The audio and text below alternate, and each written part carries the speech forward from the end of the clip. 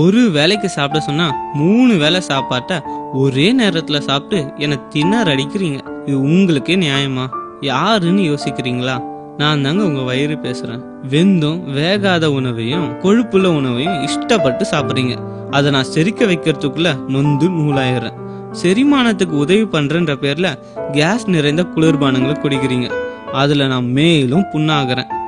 இப்படி ஒரு பக்கம் அதிகமா சாப்பிட்டு சாகடிக்கிறீங்கன்னா, இன்னொரு பக்கம் வேலைக்கு சாப்பிடாம டயட் என்ற பேர்ல சாகடிக்கிறீங்க.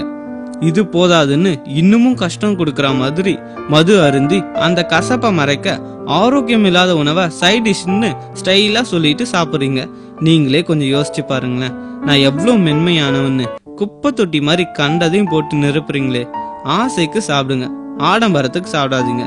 தேவைக்கு சாப்பிடுங்க, தேவையானதை தேர்ந்தெடுத்து சாப்பிடுங்க.